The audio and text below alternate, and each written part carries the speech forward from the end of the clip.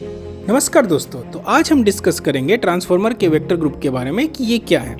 Let's say आपको किसी transformer के वाइंडिंग का कनेक्शन पता करना है, तो आप कैसे करेंगे आइए देखते हैं। IEC 600761 स्टैंडर्ड ने क्लासिफिकेशन सिस्टम डिसाइड किया है, जिसके हेल्प से हम ट्रांसफार्मर की वाइंडिंग अरेंजमेंट पता कर सकते हैं। वेक्टर ग्रुप हमें ट्रांसफार्मर के HV और LV वाइंडिंग के कनेक्शन के बारे में बताता है और दोनों के बीच में कितना फेज डिस्प्लेसमेंट है वो भी शो करता है।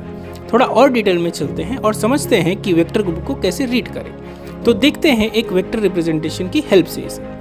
DYN11 इस वेक्टर ग्रुप का ट्रांसफार्मर आपने मोस्टली देखा होगा और सुना होगा। यहाँ जो फर्स्ट अपर केस लेटर है D, वो ये शो करता है कि ट्रांसफार्मर की HV वाइंडिंग डेल्टा में है, और जो लोअर केस लेटर है Y, वो ये शो करता है कि इस ट्रांसफार्मर की सेकेंडरी वाइंडिंग जो है वो स्टार में है और न्यूट्रल ग्राउंडेड है। अब ये जो 11 नंबर है वो ये क्या शो करता है? ये जो 11 नंबर है वो दोनों वाइंडिंग के बीच में जो एंगुलर डिस्प्लेसमेंट है वो शो करता है। इसे समझते हैं एक क्लॉक के एग्जांपल से।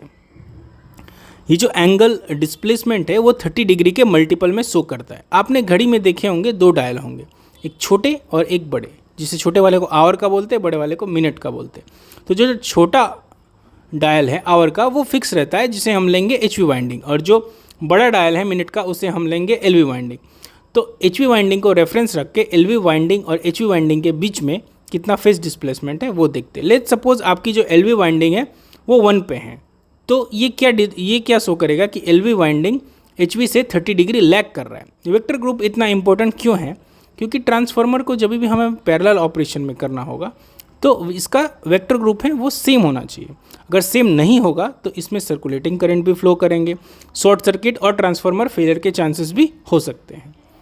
अब आपको ट्रांसफार्मर किस प्रोसेस या एप्लीकेशन के लिए यूज़ करना है वो भी बेस करता है कि वो भी आप वेक्टर ग्रुप से ही डिसाइड करेंगे।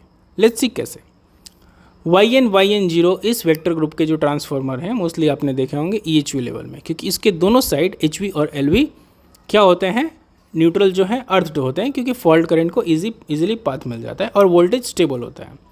और इसका डिसएडवांटेज ये है कि हम इसे अनबैलेंस लोड के लिए नहीं यूज़ कर सकते। अब दूसरा एक वेक्टर ग्रुप का ट्रांसफार्मर देखेंगे वो कहाँ यूज़ होता है। अब एक देखते हैं DYN11। ये कॉन्फ़िगरेशन का ट्रांसफार्मर मोस्टली इंडस्ट्रियल यूज़ और होम लोड यूज़ में भी होता है। अभी ये मोस्टली अनबैलेंस लोड को मैनेज करता है, साथ में ये थर्ड हार्मोनिक को भी सप्रेस करता है। ओके, तो थैंक्स, आज के लिए बस इतना ही। मिलते हैं नेक्स्ट वीडियो में कोई दूसरे टॉपिक के साथ। तब तक के लिए पढ़ते रहिए और आगे बढ़ते रहिए। धन्यवाद। आपका समीर हवा का झोंका।